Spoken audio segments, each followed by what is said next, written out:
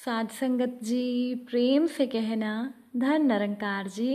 एक नई साखी के साथ स्वागत है आप सभी का आपके ही अपने चैनल पर।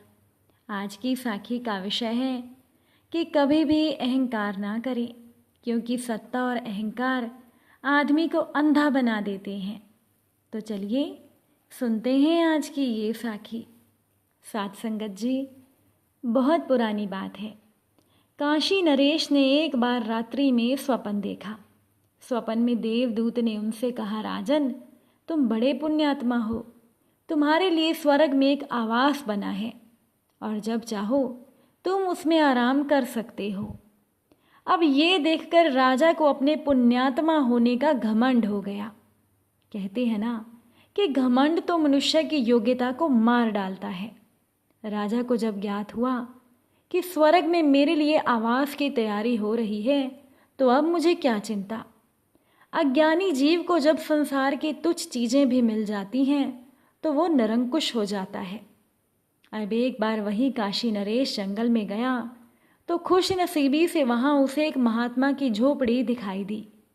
काशी नरेश ने सोचा, चलो जाकर महात्मा के 2 वचन सुन लेता हूँ।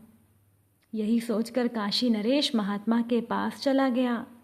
महात्मा के पास जाकर उसने बहुत पुकारा, किंतु महात्मा तो बैठे थे अपनी समाधि में। वो क्या जवाब देते। अब राजा को हुआ कि मैं तो हूँ काशी नरेश, इतना बड़ा पुण्यात्मा, इतना धर्मात्मा, ये मेरे राज्य में रहते हैं, फिर भी ये मेरी आवाज़ तक नहीं सुनते। इन्हें कुछ सबक सिखाना चाहिए। सत्ता और अहंकार आदमी को अंधा बना देते हैं। राजा ने घोड़े की लीद उठाकर बाबा के सर पर रख दी। अब संत तो समाधि में थे। संत ने तो कुछ भी नहीं कहा, लेकिन प्रकृति से ये सहन नहीं हुआ। थोड़े दिन के बाद पुनः वही देवदूत राजा के सपने में आया और कहने लगा, राजन, स्वर्ग में तुम्हारे लिए जो आवास बना था वो है तो सही, किंतु वो पूरा लीद से भर गया है। उसमें एक मक्खी तक के लिए जगह नहीं है, तो तुम उसमें अंदर कैसे जा सकोगे। राजा समझ गया कि अरे, मैंने संत का जो अपमान किया था ये उसी का ही परिणाम है। जिनके चित्त में इच्छा और द्वेष नहीं है, उनको आप जैसी चीज़ देते हो वो अनंत गुनी हो जाती है। अगर आप आदर देते हो तो आपका आदर अनंत गुना हो जाता है। अगर आप उनसे प्रीति करते हो तो आपके हृदय की प्रीति अनंत गुनी हो जाती है। आप उनमें द्वेष देखते हो या उनसे द्वेष करते हो तो आपके अंदर अनेक दोष आ जाते हैं। जैसे खेत में आप जो बोते हो वही उगता है। हो सकता है कि खेत में कोई बीज ना भी उगे, किंतु ब्रह्मवेता के खेत में तो सब उग जाता है। तभी तो श्री गुरु नानक देव जी महाराज ने कहा है, करनी आपो आपनी के नेड़े के दूर। अपनी करनी से ही आप अपने भगवान के, महापुरुषों के करीब महसूस करते हो, और अपनी ही करनी से आप अपने आप को उनसे दूर महसूस करते हो। साध संगत जी, कभी हम अपने आप को ईश्वर के नज़दीक महसूस करते हैं और कभी दूर महसूस करते हैं, क्योंकि हम जब इच्छा और द्वेष के चंगुल में आ जाते हैं तो ईश्वर से दूरी महसूस करते हैं, और जब हमारे मन में सात्विक भाव होते हैं तो हम अपने आप को ईश्वर के नज़दीक महसूस करते हैं। किंतु यदि इच्छा और द्वेष से रहित हो गए तो फिर ईश्वर और हम 2 नहीं बल्कि एक बन जाते हैं। उस काशी नरेश ने देवदूत की बात समझ ली कि मैंने महापुरुष का अपमान किया, इसीलिए स्वर्ग में मेरा जो आवास था वो लीद से भर गया है। सुबह उठकर काशी नरेश ने अपने वजीरों से बात की कि कैसे भी करके वो लीद का भंडार खाली हो जाए, ऐसी कोई युक्ति बताओ। राजा के वजीर बहुत चतुर थे। उन्होंने कहा, राजन, एक ही उपाय है। आप कुछ ऐसा प्रचार करवाओ ताकि लोग आपकी निंदा करने लग जाएं। लोग आपकी जितनी निंदा करेंगे उतनी ही लीद उनके भाग्य में चली जाएगी और आपका निवास साफ हो जाएगा। अब वो राजा, वो काशी नरेश बड़ा धर्मात्मा था। उन्होंने कभी कोई गलत काम नहीं किया था। अब राजा ने ना किए हों ऐसे दुराचरणों का, दुर्व्यवहारों का कुप्रचार अपने राज्य में करवाया और लोग राजा की निंदा करने लगे। अब कुछ ही दिनों के बाद देवदूत ने राजा के स्वप्न में आकर कहा, राजन, तुम्हारा आवास करीब करीब खाली हो गया है। अब एक कोने में बस थोड़ी सी लीद बची है, वो लीद तो तुम्हें खानी ही होगी। राजा ने देवदूत से प्रार्थना की कि उस थोड़ी सी लीद को भी खत्म करने का उपाय बता दीजिए।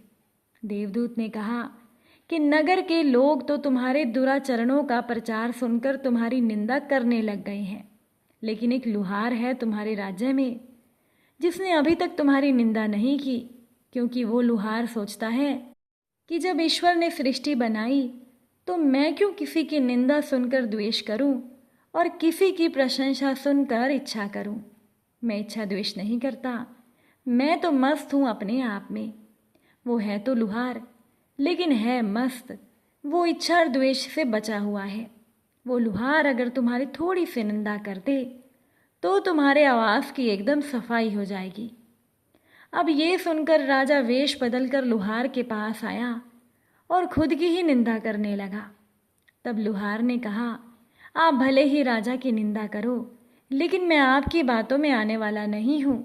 अब बाकी की बची हुई जो लीद है वो आपको ही खानी होगी, मुझे मत खिलाओ।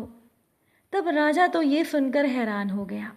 राजा ने हैरानी से लुहार को पूछा, तुम कैसे जान गए? लुहार ने कहा, परमात्मा सर्वव्यापक है। परमात्मा तो मेरे हृदय में भी है। ये देवदूत या देवता क्या होते हैं? सबको सत्ता देने वाला अनंत ब्रह्मांड नायक मेरी आत्मा है। वेश बदलने पर भी आपको मैं जान गया, और देवदूत आपको जो सपना देता है मैं ये भी जान गया। वो लीद तो आपको ही खानी होगी। साध संगत जी, जब इच्छा और द्वेष होता है तब सब उल्टा दिखता है। जिसके जीवन में इच्छा द्वेष नहीं होते उसे सब साफ साफ दिखता है। जैसे शीशे के सामने आप जो भी रख दो वो साफ साफ दिखता है, वैसे ही इच्छा द्वेष रहित महापुरुषों का हृदय होता है। श्रेष्ठ कर्मों के आचरण से अपने पापों को नष्ट करके मनुष्य द्वंद्व रूप मोह को दूर कर सकता है और प्रभु का भजन सिमरन दृढ़तापूर्वक कर सकता है।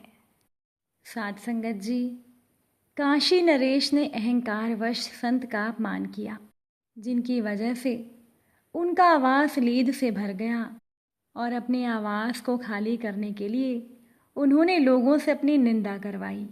तो सोचिए कि निंदा के कितने बड़े दुष्परिणाम हो सकते हैं। लोग उनकी निंदा करते गए और उनके हिस्से की लीद लोगों के हिस्से में चली गई।